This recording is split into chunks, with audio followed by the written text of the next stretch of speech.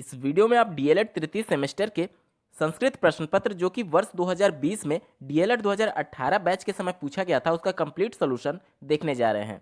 अगर आप संस्कृत के इसके पहले के प्रश्न पत्रों का कंप्लीट सॉल्यूशन देखना चाहते हैं तो इस वीडियो के कंप्लीट होने के बाद से इस वीडियो का डिस्क्रिप्शन चेक करना ना भूलें। पहला प्रश्न पूछा गया था ट वर्ण का उच्चारण स्थान है। इसका सही उत्तर हो जाएगा ऑप्शन नंबर 2 मूर्धा। तालु से च वर्ण का उच्चारण होता है, कंठ से क वर्ण का उच्चारण होता है और ओष्ठ से प वर्ण का उच्चारण स्थान होता है। तो पहले का उत्तर हो जाएगा ऑप्शन नंबर 2 मूर्धा। अगला प्रश्न पूछा गया था विद्यालय में संधि है। सही उत्तर हो जाएगा ऑप्शन नंबर 3 दीर्घ संधि। जब इसका आप संधि विच्छेद करेंगे तो विद्या धन आलय होगा। प्रथम शब्द का अंतिम वर्ण आ और द्वितीय शब्द का प्रथम वर्ण आ मिलकर के आ बनाएंगे, यानी कि जब सेम वर्ण मिल करके उसका दीर्घ रूप हो जाता है तो वहां पर दीर्घ संधि होता है, यानी कि दूसरे का ऑप्शन नंबर 3 दीर्घ संधि इसका सही उत्तर होगा। तीसरा प्रश्न पूछा गया था पठामी रूप है। इसका सही उत्तर हो जाएगा उत्तम पुरुष का। प्रश्न में आपसे पठामी के बारे में पूछा गया था।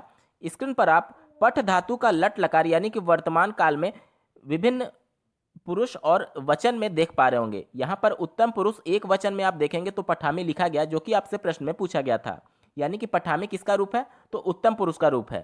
चौथा प्रश्न पूछा गया था राजपुरुष शब्द में समास है। इसका सही उत्तर हो जाएगा ऑप्शन नंबर 2 तत्पुरुष समास, क्योंकि जब समस्त पद में उत्तर पद की प्रधानता होती है और प्रथम पद में द्वितीय से सप्तमी विभक्ति का लोप होता है वहां पर तत्पुरुष समास होता है। यहाँ पर देखिए राजपुरुष, यानी कि इसका जब आप पूरा अर्थ निकालेंगे तो होगा राजा का पुरुष। यहाँ पर द्वितीय पद यानी पुरुष की प्रधानता है और राजा का में का शब्द का लोप हो रहा है, जो कि षष्ठी विभक्ति कारक चिन्ह का होता है। ठीक है, तो इस प्रकार से आप देखेंगे राजपुरुष में समास कौन सा हो जाएगा, ऑप्शन नंबर 2 तत्पुरुष समास इसका सही उत्तर होगा।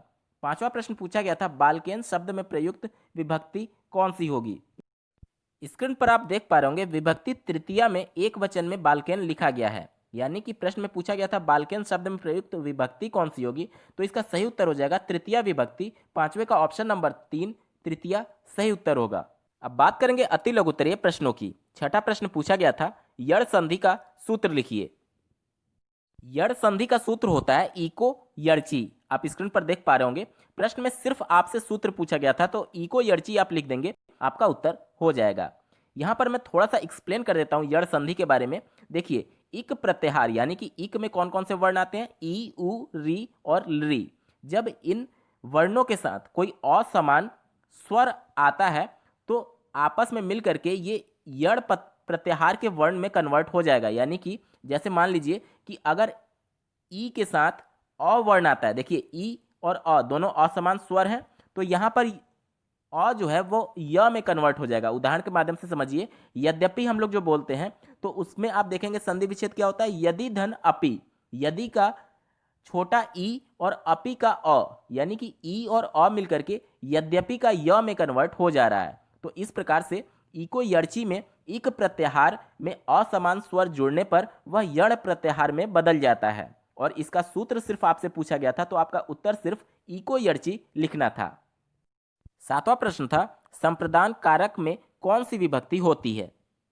स्क्रीन पर आप विभिन्न विभक्ति उनके कारक और चिन्ह के बारे में देख रहे होंगे। यहाँ पर प्रश्न में आपसे संप्रदान के बारे में पूछा गया था तो इसकी विभक्ति चतुर्थी होती है और इसका कारक चिन्ह जो होता है वो के लिए होता है। प्रश्न में सिर्फ विभक्ति के बारे में पूछा गया था तो आपका उत्तर हो जाएगा संप्रदान कारक में चतुर्थी विभक्ति होती है। बात करेंगे आठवें प्रश्न की, विद्या ददाति विनयम श्लोकांश का अर्थ लिखिए। इस श्लोक के अंश का अर्थ ये हो जाएगा, देखिए विद्या ददाती मीन्स देती है और विनयम मीन्स विनय। विनय को हम लोग क्या बोलते हैं, विनम्रता बोलते हैं। तो इसका अर्थ हो जाएगा विद्या से विनम्रता आती है, यानी विद्या हमें विनम्रता देती है। ठीक है, नौवां प्रश्न पूछा गया था 11 संख्या का संस्कृत में लिखिए। 11 संख्या को संस्कृत में एकादश बोला जाता है, तो 9वें का उत्तर हो जाएगा एकादश। 10वां प्रश्न पूछा गया था त्रिभुवनम में कौन सा समास होगा। देखिए त्रिभुवनम में जो त्रि लिखा गया है वह संख्यावाचक शब्द है,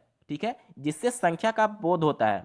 तो ऐसा कोई भी शब्द जिसमें प्रथम जो पद हो उससे संख्या का बोध होता है तो वहां पर द्विगु समास होता है। तो 10वें में त्रिभुवनम में कौन सा समास हो जाएगा? त्रिभुवम में द्विगु समास हो जाएगा। उत्तर आपका हो जाएगा 10वें का द्विगु समास। 11वां प्रश्न पूछा गया था, युष्मद शब्द के प्रथमा विभक्ति के तीनों वचनों का रूप लिखिए।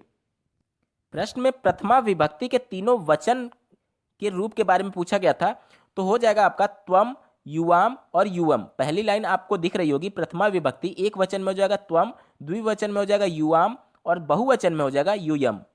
12वां प्रश्न पूछा गया था, लिख धातु के लट लकार का रूप लिखिए।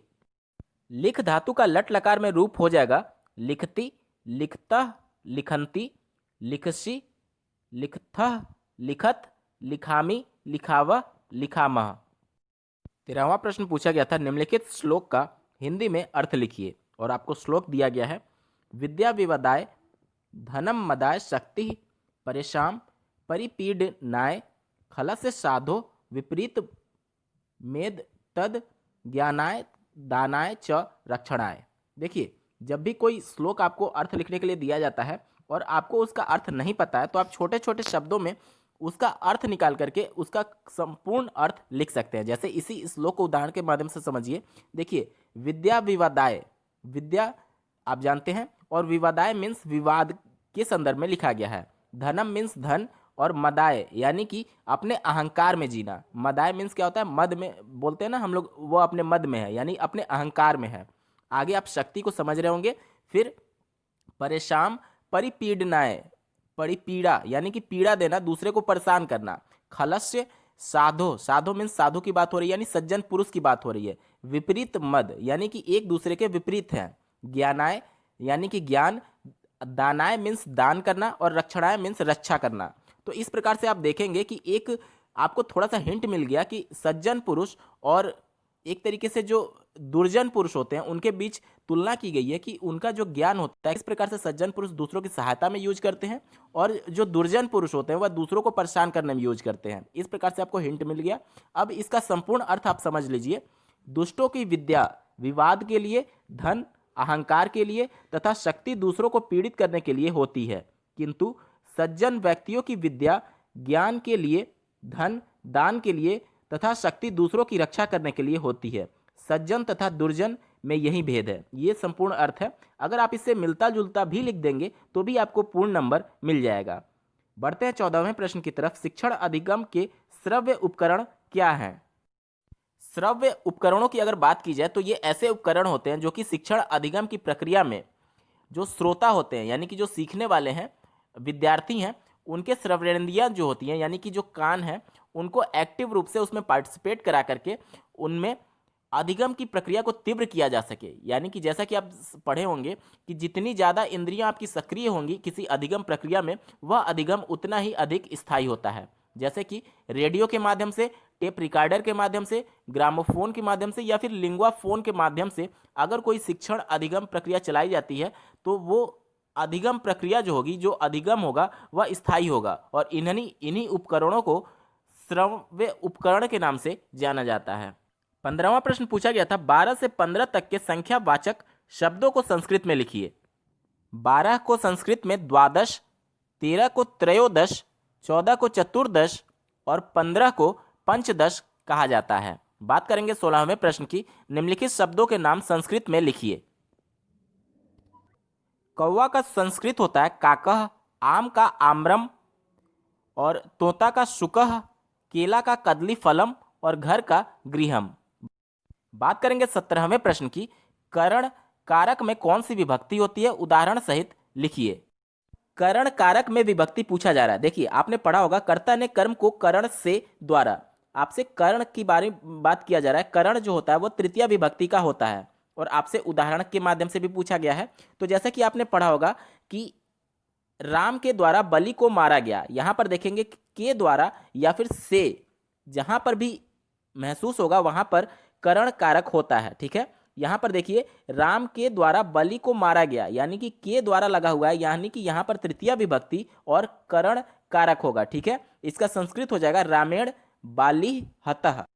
इसी प्रकार से आप दूसरा उदाहरण लिख सकते हैं, राजा रथ से नगर को जाता है। यहां से देखिए से जो वर्ड हुआ है, यूज हुआ है, वह करण कारक को इंडिकेट कर रहा है और राजा रथ से नगर को जाता है, तो इसका संस्कृत में अनुवाद हो जाएगा राजा रथेन नगरम गच्छति।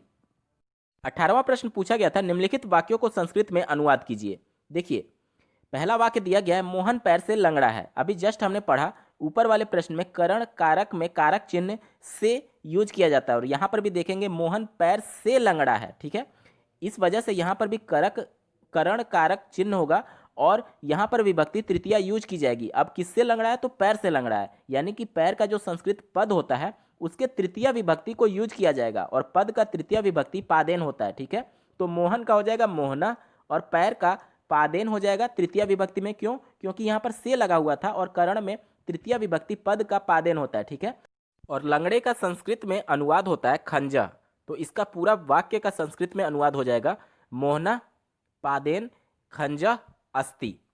ठीक है, पहले का हो जाएगा मोहना पादेन खंजा अस्ति। दूसरा है वह गांव जाता है।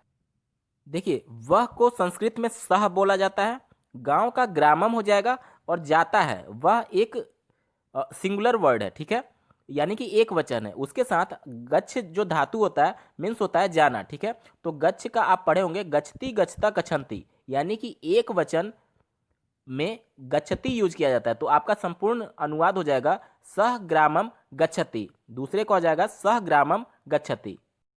तीसरा पूछा गया था कि गणेश को नमस्कार है। यहाँ पर देखिए, गणेश को नमस्कार है या फिर गणेश के लिए नमस्कार है, दोनों समान होगा, और के लिए जो है वह चतुर्थी विभक्ति संप्रदान के कारक चिन्ह के लिए यूज किया जाता है। ठीक है, तो यहाँ पर गणेश के लिए नमस्कार है, यानी कि गणेश का चतुर्थी विभक्ति गणेशाय हो जाएगा। ठीक है, और नमस्कार है का होता है नमः, तो हो जाएगा आपका गणेशाय नमः। आपने पढ़ा होगा विभिन्न मंत्र उच्चारण में भी देखा होगा ओम गणेशाय नमः, यानी कि गणेश जी को नमस्कार है, तो आपका अनुवाद हो जाएगा गणेशाय नमः। चौथा पूछा गया था राम फल खाता है।